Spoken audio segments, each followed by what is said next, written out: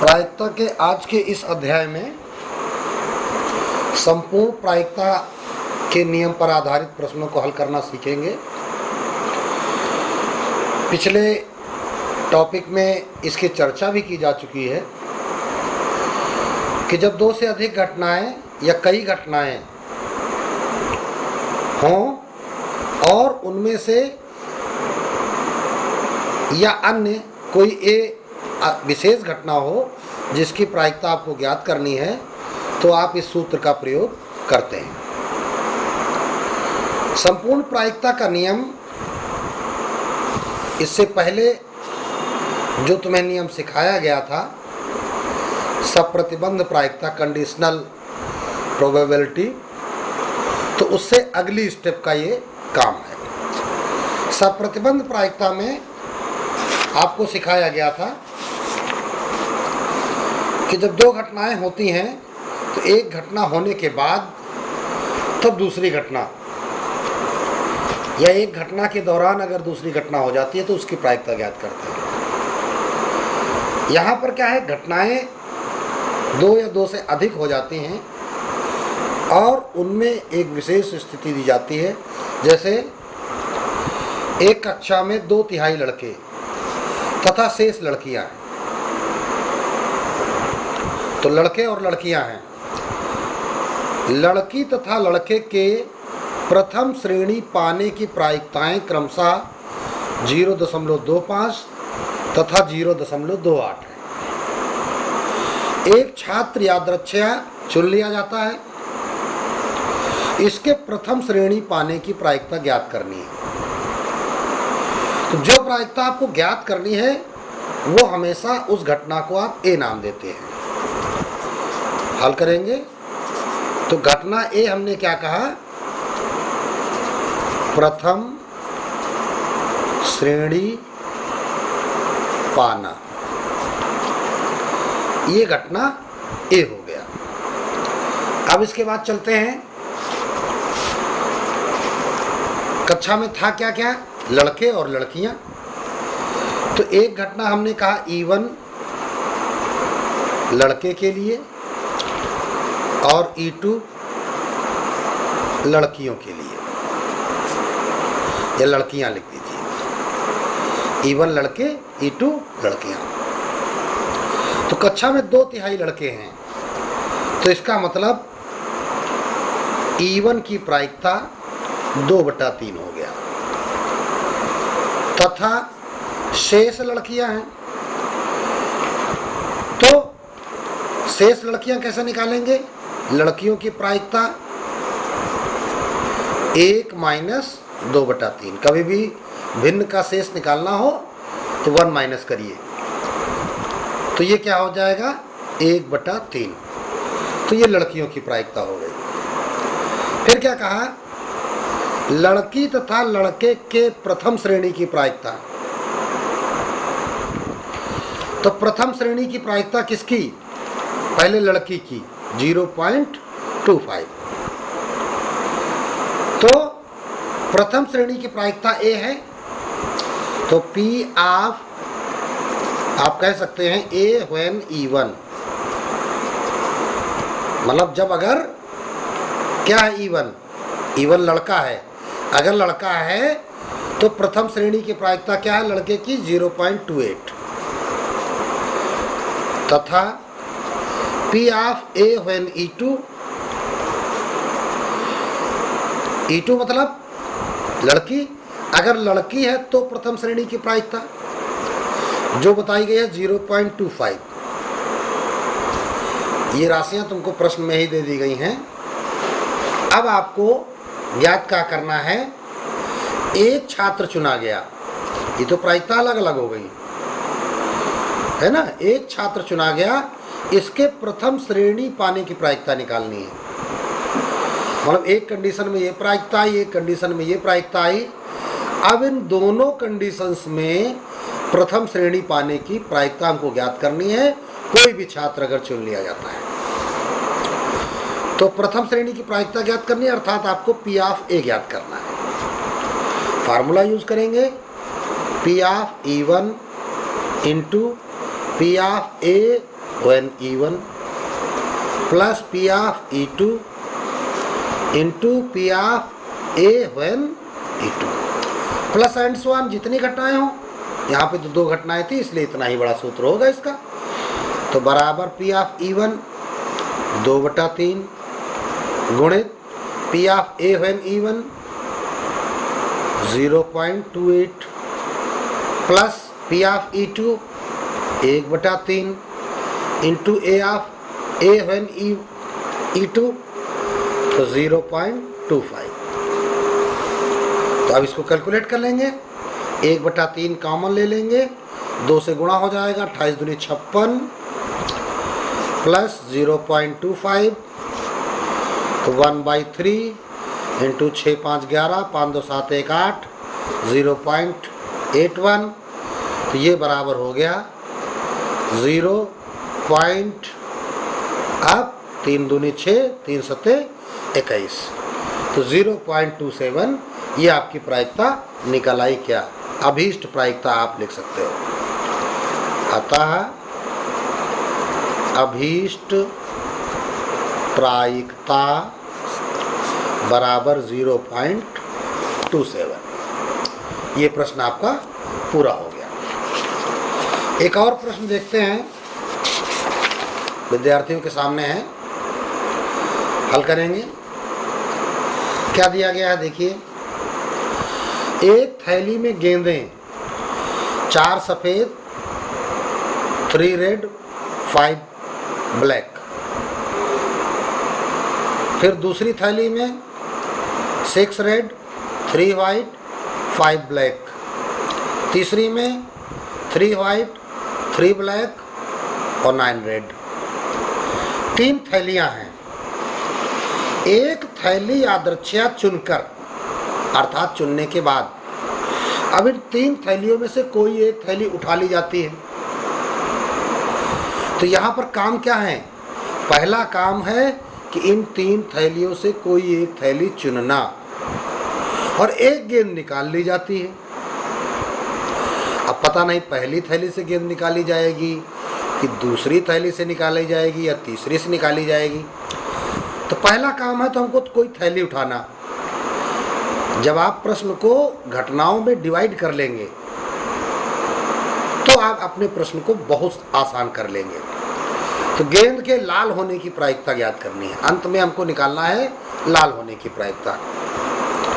तो हल करेंगे। तो जो मेन प्रायिकता हमको ज्ञात करनी है उसको हम ए नाम देते हैं। क्या है? गेंद लाल है। कौन सी?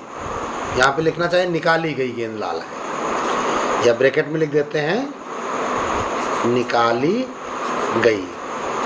जो यादृच्छिया रैंडम निकाली गई है वो गेंद लाल है।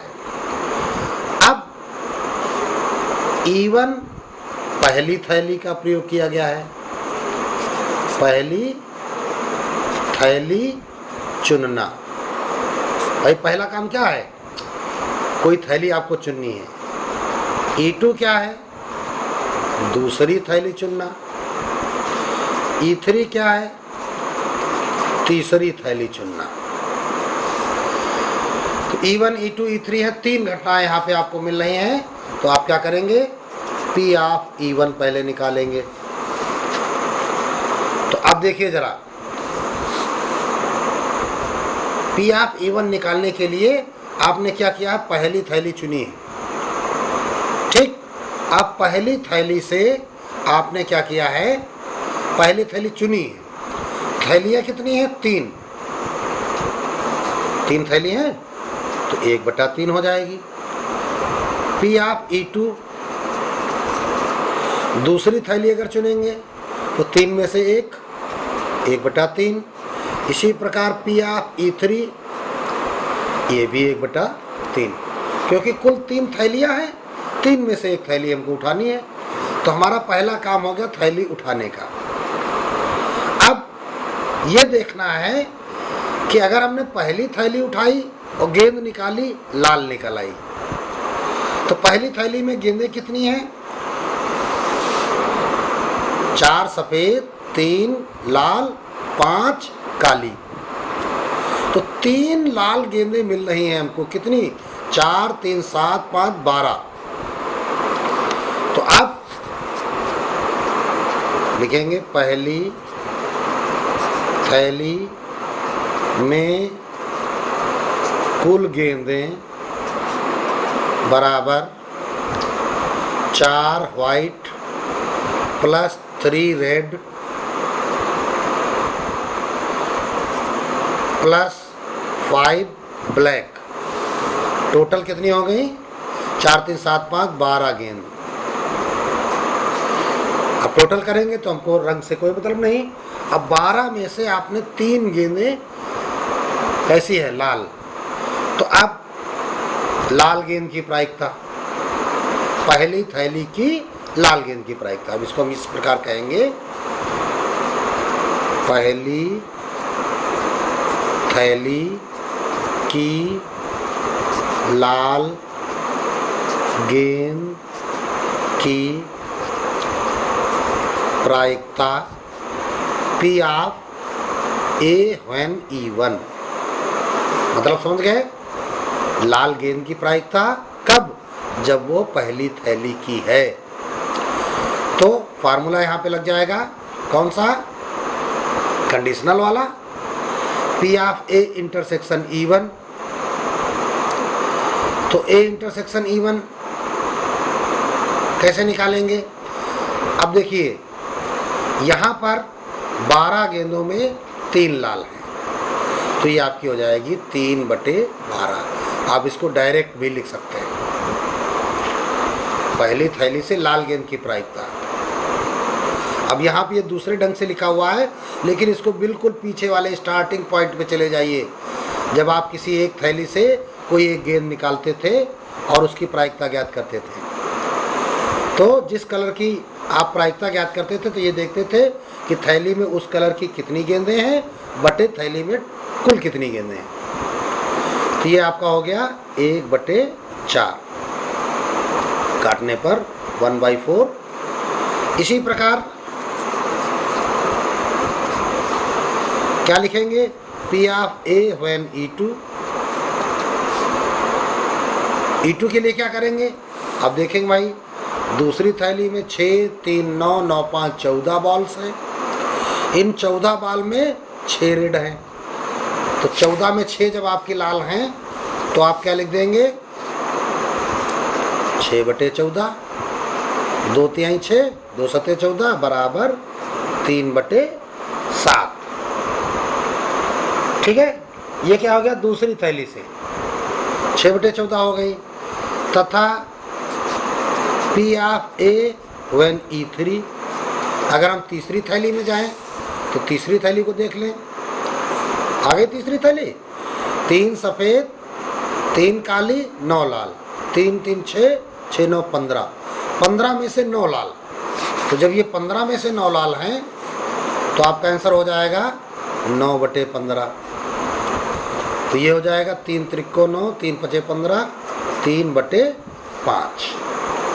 तो आपने देखिए P of E1, E2, E3 निकाल लिया। P of A when E1, A when E2, A when E3 निकाल लिया। अब टोटल प्रोबेबिलिटी का फार्मूला लगा देंगे। इसलिए P ऑफ A बराबर P of E1 into P of A when E1 plus P of E2 into P of A when E2 plus P of E3 into P of A when E3। तो कुल मिलाकर आप क्या देख रहे हैं कि यहाँ पर 3 घटनाएं थी पहले, तो हम 3 बार इसको लिख दिए।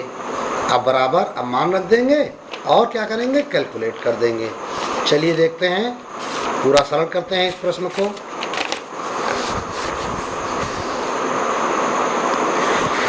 वैल्यू पुटअप करें, पीछे वैल्यूज सबने देख रखे हैं।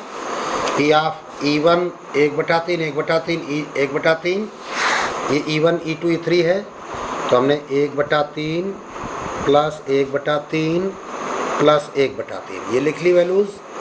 अब A when E1 की क्या है?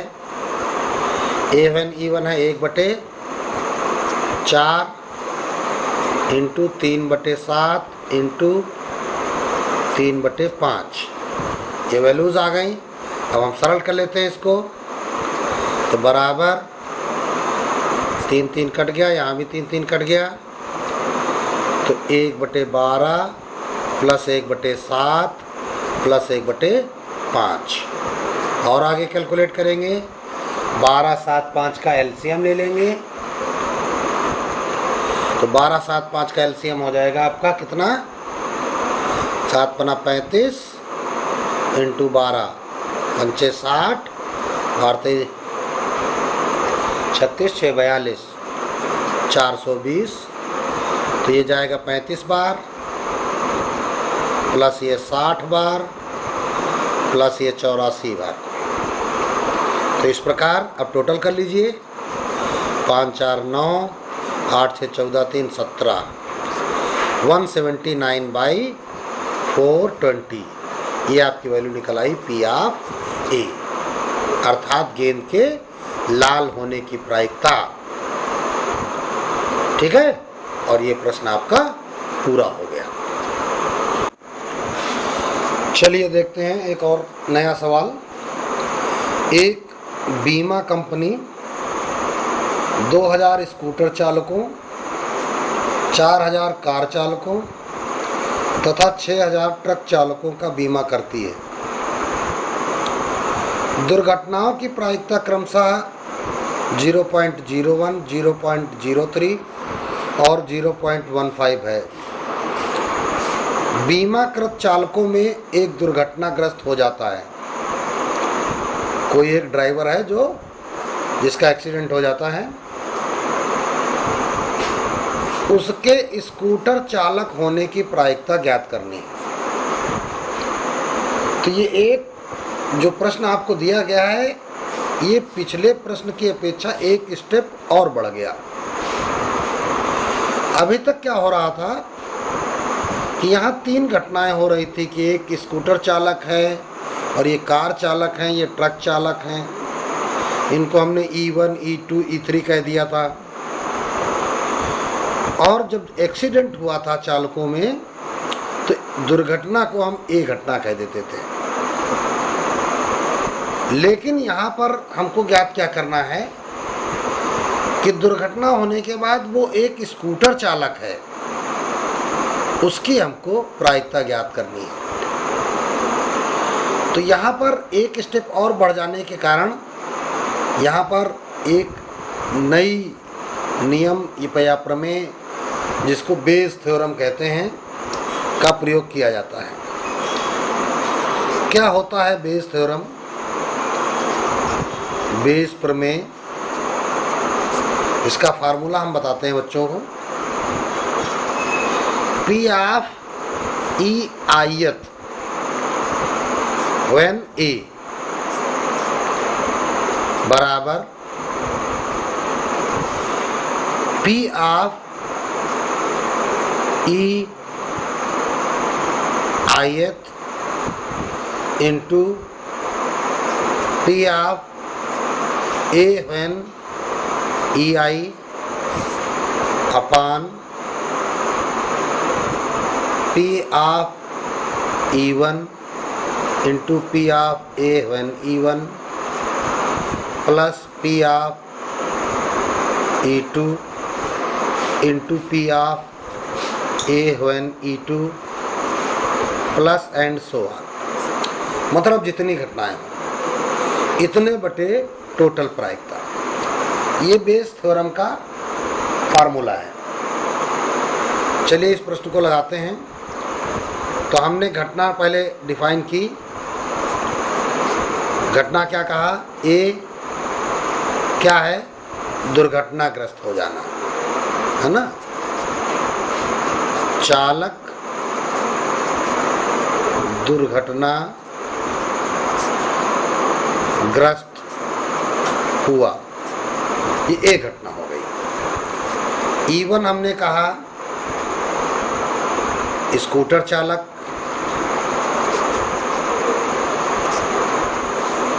E2 कहा कार चालक को और E3 कहा ट्रक चालक। तो इनका सबका बीमा कंपनी ने बीमा किया, मतलब E1 स्कूटर चालक का बीमा, E2 कार चालक का और E3 ट्रक चालक का। तो जब बीमा कंपनी ने बीमा किया तो कुल ड्राइवर कितने हैं? 2000, 4000, 6000। चूंकि कुल चालक हैं 2000 प्लस 4000 प्लस 6000, तो 2 4 6 6 12,000। ये 12,000 ड्राइवर हैं टोटल। इनमें से किसी एक का एक्सीडेंट हो जाता है। तो अब देखिए, पहले तो हम निकालें P ऑफ E1, मतलब स्कूटर चालक होने की प्रायिकता। तो 2000 बटे 12,000 बराबर 1/6। P ऑफ E2 निकालिए, कॉमा, तो 4000 बटे 12,000, तो ये आपका निकल आता है 1/3, कॉमा। P ऑफ E3 निकालिए, तो 6000 बटे 12,000, तो 6000 बटे 12,000 क्या हो जाएगा? 1/2। ये आपके निकला है P of E1, P of E2 और P ऑफ E3। अब हम निकालेंगे कि दुर्घटना हुई अगर स्कूटर चालक है तो। अब देखते हैं, दुर्घटना हुई किसकी? स्कूटर चालक की। तो P ऑफ A1E1, स्कूटर चालक की दुर्घटना। और यहाँ पर तुमको प्रश्न में ही बताया गया है दुर्घटनाओं की प्रायिकता, यानी सीधे सीधे प्रायिकता दे दी गई है। अब आपको और कुछ नहीं करना है। 0.01 पहली यानी स्कूटर चालक की दुर्घटना की प्रायिकता 0.01। P ऑफ A1E2 ये दे दी गई है 0.03, 0.03, कामा P ऑफ A1E3 0.15, 0.15। तो इस प्रकार से जब इसको आप हल करेंगे तो चलिए भाई आगे हल करते हैं और देखते हैं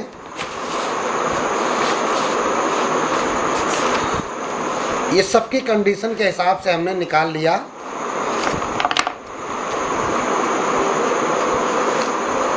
कि P ऑफ E1 और A1E1, E2 A1E2 इसी प्रकार अलग अलग निकाल लिए। अब हमको सीधे सीधे बेस प्रमेय द्वारा कहा क्या गया था कि प्रायिकता ज्ञात कीजिए कि वो एक स्कूटर चालक है, अर्थात E1 घटना वाला।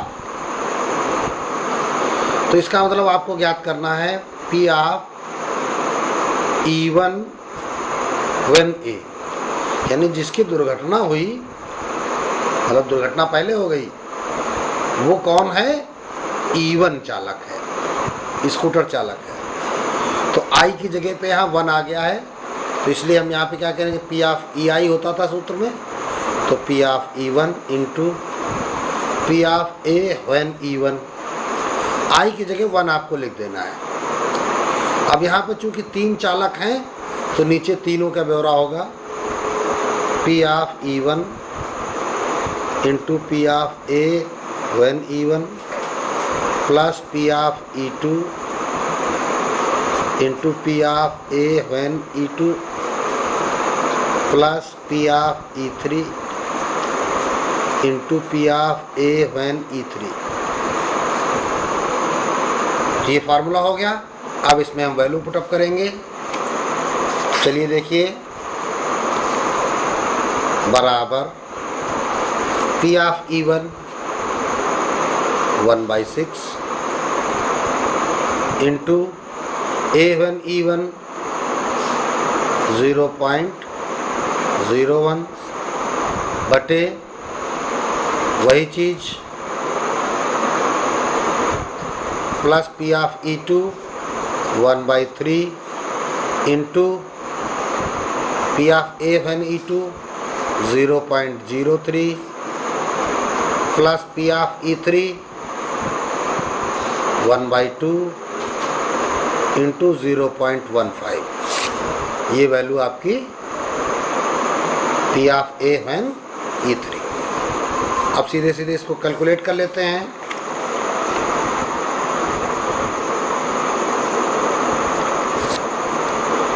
तो बराबर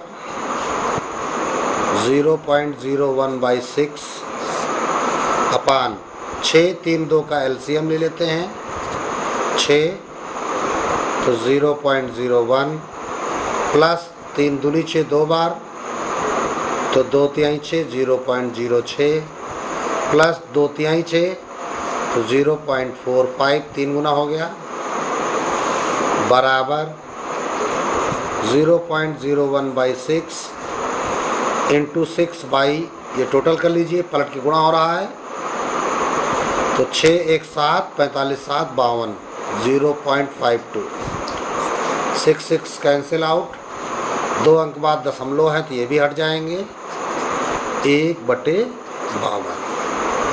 तो ये आपका आंसर आ गया क्या कि दुर्घटनाग्रस्त चालक स्कूटर चालक है। चाहो तो इसका आंसर इस प्रकार लिख भी सकते हो, दुर्घटनाग्रस्त चालक के स्कूटर चालक होने की प्रायिकता बराबर 1/52। तो बेस प्रमेय का प्रयोग वहीं पे होना है कि जब संपूर्ण प्रायिकता वाले प्रश्नों में विशेष कर पूछ लिया जाए कि इस बात की प्रायिकता ज्ञात करो कि यह वही चीज़ है।